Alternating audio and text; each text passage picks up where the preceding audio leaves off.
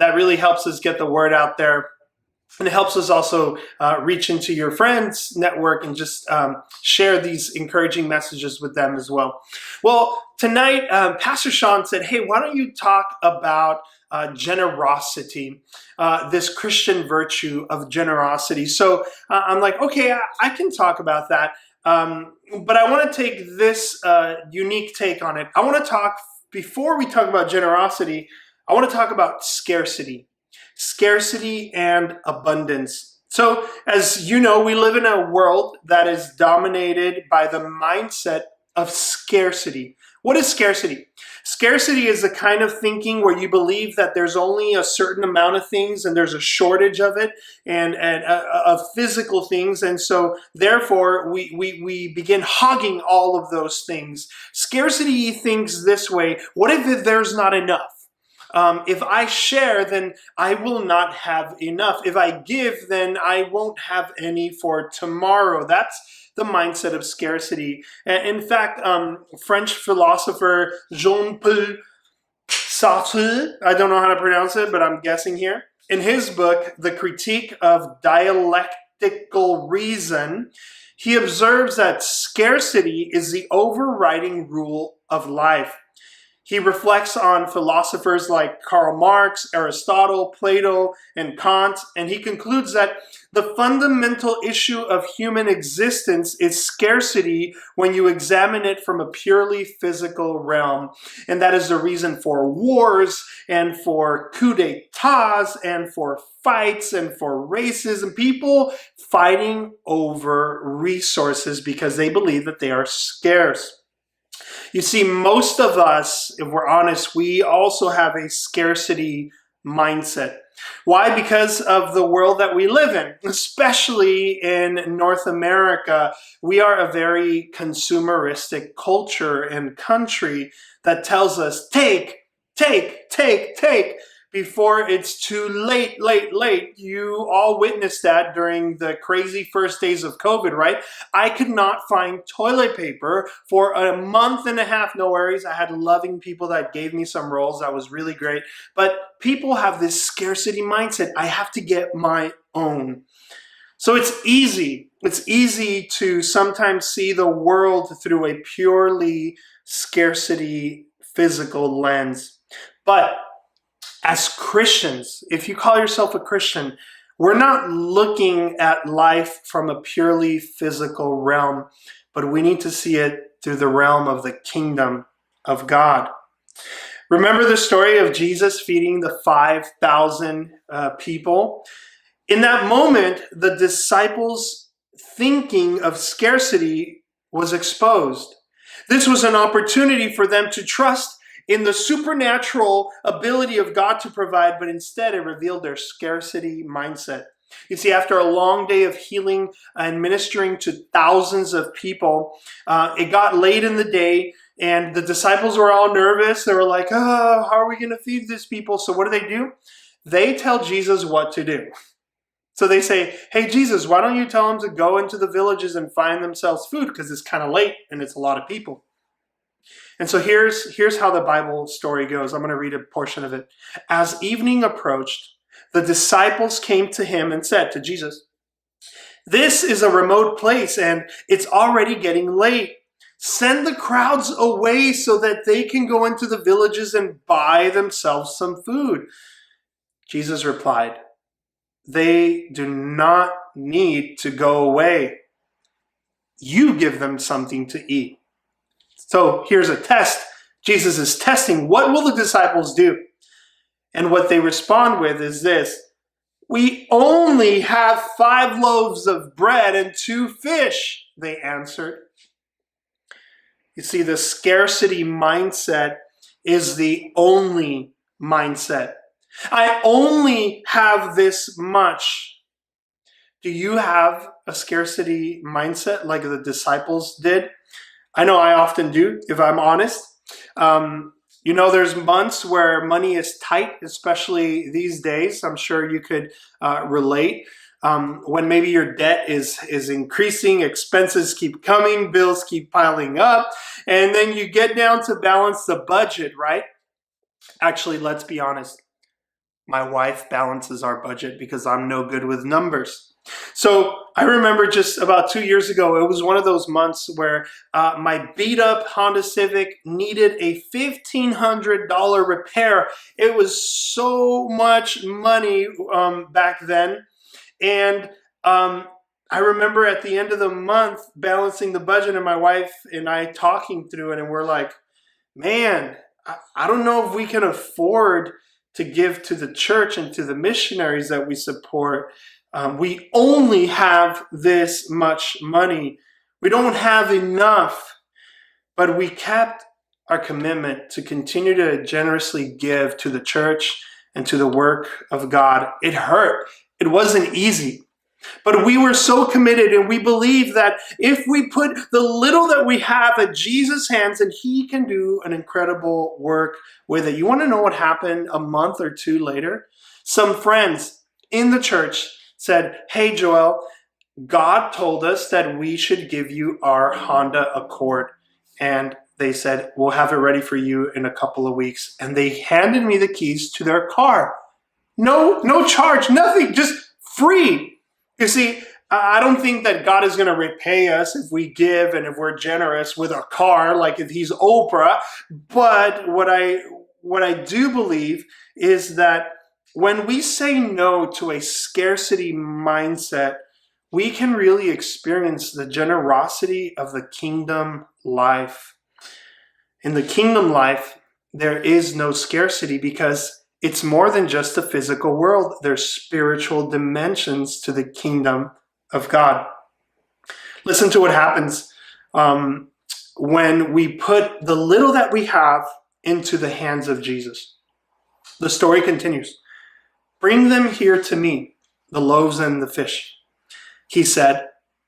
And he directed the people to sit down on the grass. On the grass, that's weird. Psalm 23.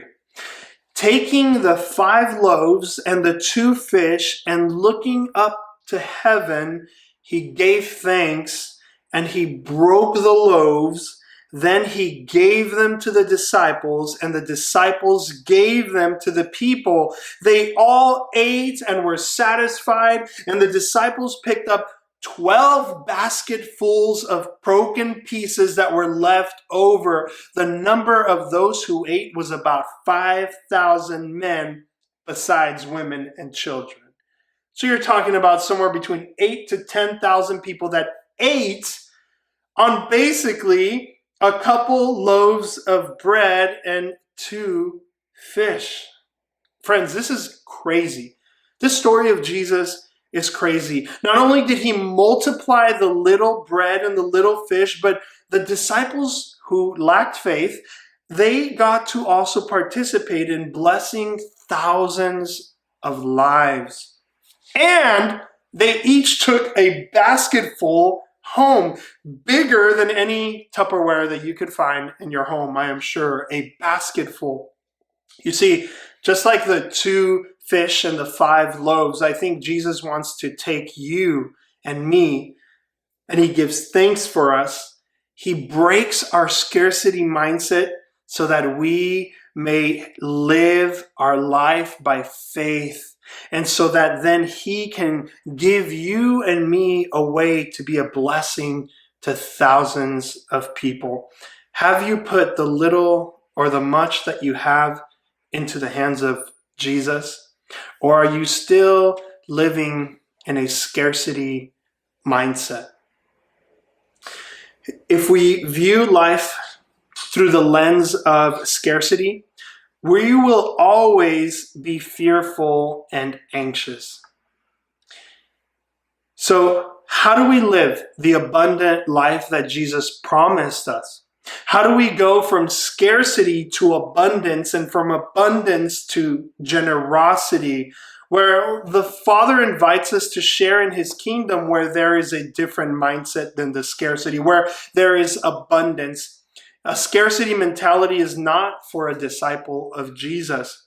He wants us to have a stewardship and generous mentality so that we can steward all that God has put in our hands, whether it's much or whether it is little. You see, if we are able to lift our eyes above the physical realm, then we are able to look at the world beyond.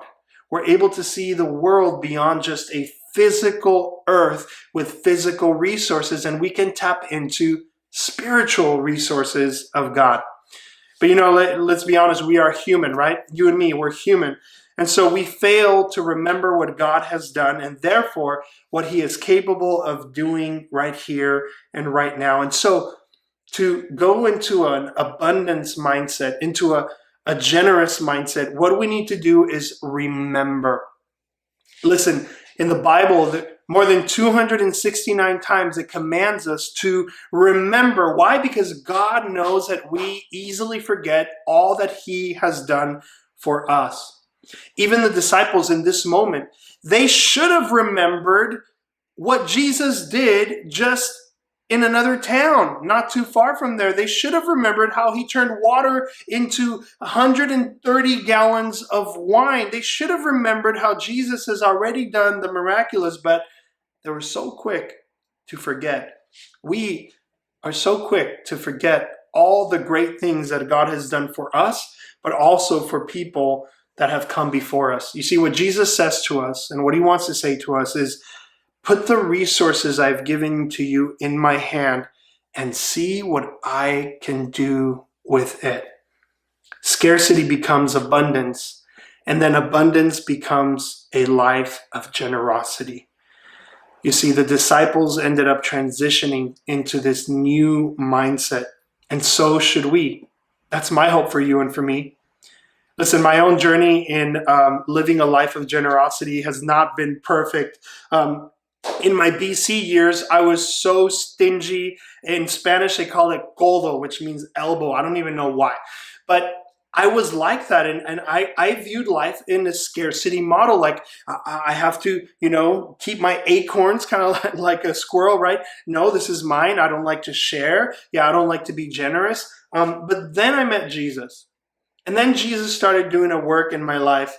I started looking at how much he gave for me. He gave all of himself for me, and that started to break this scarcity mindset. And I started to see him provide for me in miraculous, crazy, amazing ways. And so that when my wife and I, when we married together, we committed ourselves to wanting to be a couple that is generous with our entire lives. And so recently we met with a financial planner and to get some advice on finances. And he asked, hey, what are some of the main goals that you want, as we talk through some financial goals? And we said, we want to live a generous life. That is at the top of our list. And so I don't say that to boast, because I'm just saying that's my goal. That's what I want to be.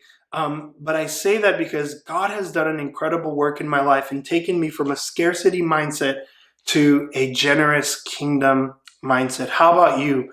Where are you at in your mindset? Are you still in scarcity, or are you living the abundant life that Jesus promised to you and to me?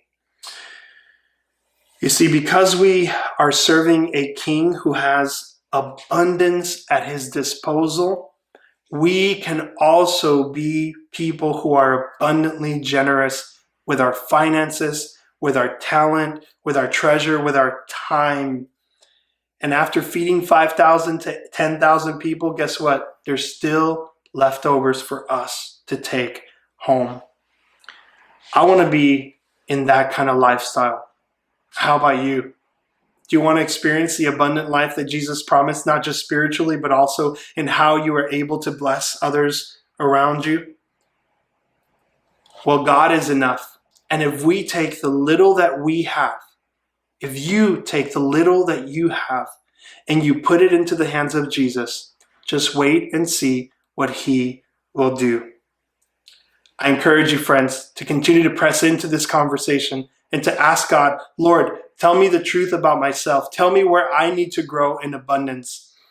I pray that you would grow in that, and that by that, you would then be a blessing to so many people. Thank you for joining me tonight, friends. We hope to see you soon in another video or one of our services. God bless you, and good night.